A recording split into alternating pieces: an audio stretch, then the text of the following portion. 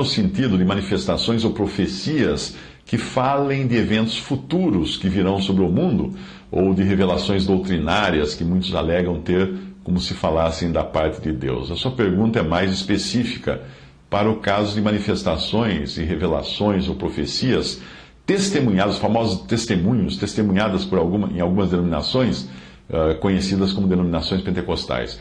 Você deu exemplo de casos que testemunhou de pessoas capazes de falar detalhes secretos da vida de alguém, os quais detalhes, obviamente, deixam de ser secretos ao serem revelados publicamente. Ou pessoas fazerem previsões de perda de emprego de alguém, de uma doença ou de morte de determinadas pessoas, presentes ou não na reunião onde isso acontece. Bom, primeiro, é preciso entender que esse tipo de coisa não é exclusividade da esfera da profissão cristã. Manifestações assim sempre existiram em todas as crenças. Você as encontra entre os monges tibetanos, entre os índios americanos, nativos africanos, povos das ilhas do Pacífico, etc. Não é preciso investigar muito para ver que todos esses estão sendo enganados por demônios, pois não são pessoas que professam a fé cristã nos seus cultos. Seus cultos até são cheios de figuras horrendas representando esses seres espirituais que na verdade são demônios. Você não ousaria acreditar que essas profecias ou revelações que acontecem nesses cultos aos demônios de tribos indígenas ou de povos pagãos seriam realmente de Deus, ainda que acontecessem depois, não é? Mas o que dizer de manifestações assim que ocorrem com pessoas que professam ser cristãos e dentro de ambientes cristãos? Bom, primeiro é preciso observar se nós não estamos diante de casos clássicos de manipulação, como o daquele pastor que foi denunciado em vídeos no YouTube, que revelava informações secretas de pessoas, mas essas informações, na verdade, ele colhia no Orkut, que na época existia, ele colhia dos membros da sua igreja. Ele entrava no perfil dessas pessoas nas redes sociais e recolhia essas informações, daí trazia aquelas revelações bombásticas no culto, e todo mundo ficava impressionado. Como é que ele sabe disso? Claro que ele sabe, ele tem internet. Mas existem também os truques psicológicos e truques de indução, que às vezes você pode aprender muito com eles, porque aparecem em programas, em documentários da TV. E existe também a pura coincidência pela repetição deliberada ou não de uma mesma informação. Para este último caso, eu dou exemplo de um dos milhares de golpes que os estelionatários aplicam. Um sujeito, isso é um golpe que aconteceu, o sujeito ele dizia ser capaz de adivinhar o resultado das corridas de cavalos em um determinado páreo, com, digamos, 10 cavalos. Ele pegava então uma lista de 1000 apostadores, que ele tinha endereços de pessoas, e mandava 1000 cartas dizendo para 100 delas que ia dar o cavalo A. Para as outras 100, o cavalo B. Para outras 100, o cavalo C. E assim por diante.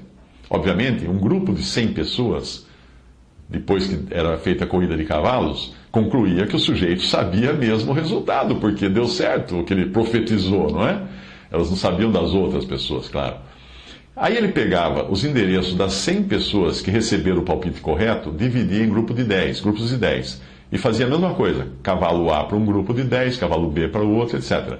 Agora, no final, depois da corrida, ele tinha 10 pessoas acreditando que ele acertou 2 vezes. Então esse cara realmente sabe tudo.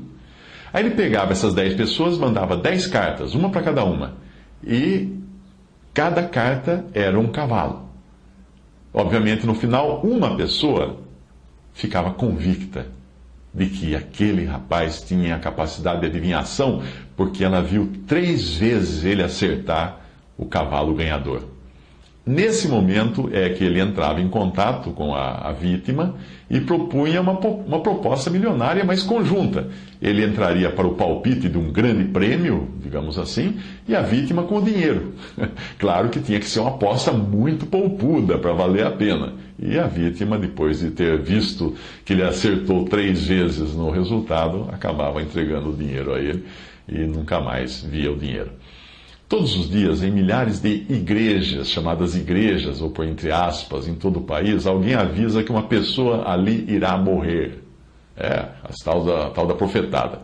Considerando que nós somos mortais, e a probabilidade disso acontecer em algumas dessas chamadas igrejas é grande, Basta um acerto, por pura coincidência, e o resto do trabalho de divulgação, de que o pastor falou que fulano ia morrer, ele morreu mesmo, ia morrer uma pessoa na igreja, uma pessoa morreu. A divulgação fica por conta do boca a boca do povo, que é muito crédulo e que depende de ver para crer. Troque o morrer por encontrar emprego ou ser demitido do emprego.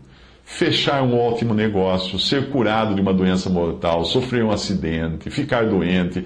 Ponha qualquer coisa nisso. E você tem uma gama enorme de possibilidades para depois serem exploradas pelos pregadores desses locais para atrair mais público com base nos famosos testemunhos. Muitas dessas igrejas só vivem de testemunho, não tem Bíblia ali. É só, a pessoa vai à frente e conta alguma coisa escabrosa e todo mundo, Mas e os muitos casos de revelações que não se concretizam? O que dizer desses? Bem, para isso tem outra história de estelionatário que demonstra que nós não somos tão exigentes na hora de investigar a fundo aquilo que sai barato para nós, como é o caso de alguma profetada não cumprida.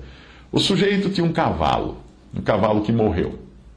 Todo mundo sabia que ele tinha um cavalo, mas ninguém sabia que o cavalo tinha morrido. Então sabe o que ele fez? Ele fez uma rifa do cavalo e cobrou, digamos, R$1 por bilhete. Logo, 200 amigos compraram todos os números, um foi premiado.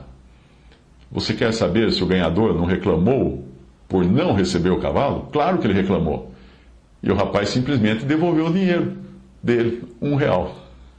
Para o único que reclamou, porque ele ganhou e não recebeu o cavalo.